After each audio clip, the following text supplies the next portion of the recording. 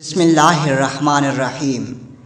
تمام تعریفیں اللہ کے لیے ہیں، وہی نیک لوگوں کا ولی ہے۔ میں گواہی دیتا ہوں کہ اللہ کے سوا کوئی معبود برحق نہیں، وہ یکتا ہے، اس کا کوئی شریک نہیں۔ اور میں یہ بھی گواہی دیتا ہوں کہ ہمارے پیارے نبی محمد صلی اللہ علیہ وآلہ وسلم اس کے بندے اور آخری رسول ہیں۔ اے اللہ پاک ان پر، ان کی آل پر اور تمام صحابہ اکرام پر رحمتیں، سلامتی اور برکتیں نازل فرما۔ کٹی خیل یوٹیوب چینل کے پیارے دوستوں، میری بہنوں اور میرے پیارے بھائیوں، السلام علیکم۔ حضرت سیدنا بکر بن عبداللہ رحمۃ اللہ علیہ فرماتے ہیں، بنی اسرائیل کا ایک قصاب اپنے پڑوسی کی لونڈی پر عاشق ہو گیا۔ اتفاق سے ایک دن لونڈی کو اس کے مالک نے دوسرے گاؤں کسی کام سے بھیجا۔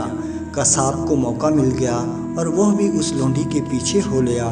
جب لونڈی جنگل سے گزری تو اچانک قصاب نے سامنے آ کر اسے پکڑ لیا اور اسے گناہ پر آمادہ کرنے لگا۔ جب اس لونڈی نے دیکھا کہ اس قصاب کی نیت خراب ہے تو اس نے کہا، اے نوجوان، تو اس گناہ میں نہ پڑ۔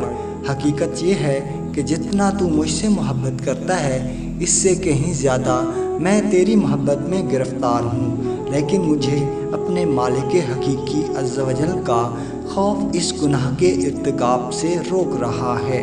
اس نیک سیرت اور خوف خدا رکھنے والی لونڈی کی زبان سے نکلے ہوئے یہ الفاظ تاثیر بن کر، تیر بن کر اس قصاب کے دل میں پیوست ہو گئے اور اس نے کہا، جب تو اللہ عز و جل سے اس قدر ڈر رہی ہے تو میں اپنے پاک پروردگار سے کیوں نہ ڈروں؟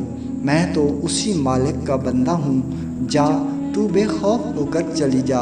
اتنا کہنے کے بعد اس قصاب نے اپنے گناہوں سے سچی توبہ کی اور واپس پلٹ آیا۔ راستے میں اسے شدید پیاس محسوس ہوئی، لیکن اس ویران جنگل میں کہیں پانی کا دور دور تک کوئی نام و نشان نہ تھا۔ قریب تھا کہ گرمی اور پیاس کی شدت سے اس کا دم نکل جاتا۔ اتنے میں اسے اس زمانے کے نبی علیہ السلام کا ایک قاصد ملا۔ جب اس نے قصاب کی یہ حالت دیکھی تو پوچھا، تجھے کیا پریشانی ہے؟ کہا، مجھے سخت پیاس لگی ہے۔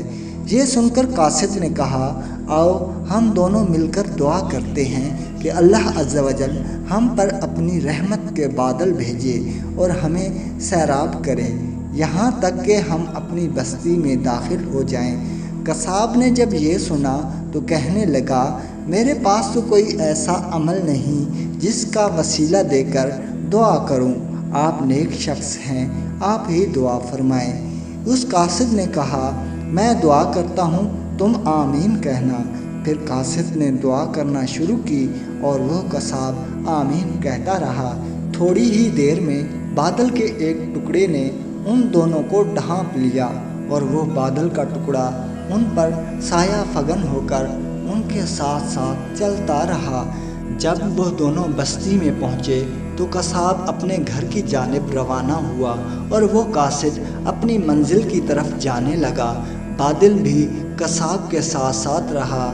جب اس قاصد نے یہ ماجرا دیکھا تو قصاب کو بلایا اور کہنے لگا، تم نے تو کہا تھا کہ میرے پاس کوئی نیکی نہیں اور تم نے دعا کرنے سے انکار کر دیا تھا۔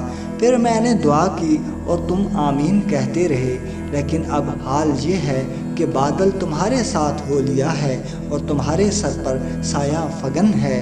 سچ سچ بتاؤ، تم نے ایسی کون سی عظیم نیکی کی ہے جس کی وجہ سے تم پر یہ خاص کرم ہوا؟ یہ سن کر قصاب نے اپنا واقعہ سنایا۔ اس پر اس قاصد نے کہا، اللہ عز و جل کی بارگاہ میں گناہوں سے توبہ کرنے والوں کا جو مقام و مرتبہ ہے وہ دوسرے لوگوں کا نہیں۔ اے ہمارے پاک پروردگار، ہمیں بھی اپنے گناہوں سے سچی توبہ کی توفیق عطا فرما اور ہمیں اپنا خوف عطا فرما، اپنے خوف سے رونے والی آنکھیں عطا فرما، گناہوں کے مرض سے نجات عطا فرما کر بیمار مدینہ بنا دے، دنیا کے غموں سے بچا کر غم آخرت نصیب فرما، ہر وقت تیرے خوف اور تیرے پیارے حبیب صلی اللہ علیہ وآلہ وسلم کے غم میں رونے والی آنکھیں عطا فرما، آمین۔ ناظرین، نیکسٹ ویڈیو کے لیے ہمارے چینل کو سبسکرائب کیجیے۔ اللہ نگہبان۔